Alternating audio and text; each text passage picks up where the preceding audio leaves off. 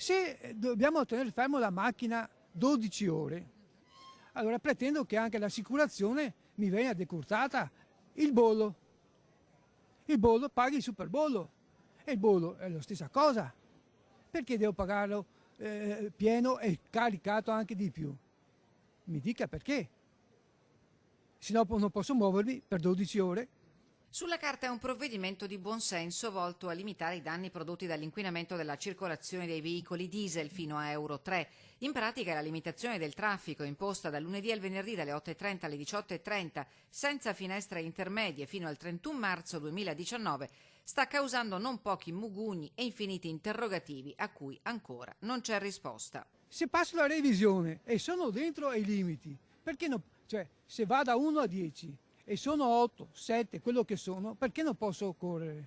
Bisogna sgravare i cittadini da delle spese che sono assurde. Se uno corre il 50% in un giorno, bisogna che l'assicurazione venga pagata dal cittadino al 50%. La regione nel bando che ho qua, che mi è stato inviato proprio dalla regione, non prevede niente, il comune non prevede niente. Il bollo auto, che è una competenza della regione, come la regione fa questa delibera, deve in automatico anche predisporre che il bollo venga pagato al 50%. Queste sono cose elementari. Pur se le deroghe nell'ordinanza stilata dal Comune di Venezia non mancano e anzi comprendono un numero sconfinato di eccezioni, i cittadini proprietari delle auto incriminate si sentono penalizzati e pretendono un risarcimento danni anche sotto forma di incentivo per poter acquistare una nuova automobile e per il territorio veneziano almeno provvedimenti che limitino fonti ben più inquinanti delle macchine. Qui a Venezia abbiamo il porto, per esempio.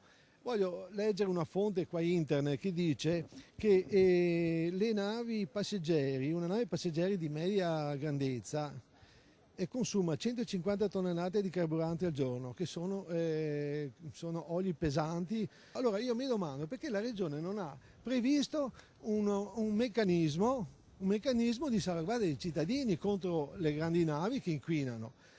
Non è che noi cittadini possiamo dare delle soluzioni perché non abbiamo i mezzi tecnici per capire come fare a risolvere questo problema, però la regione ha tutti gli strumenti.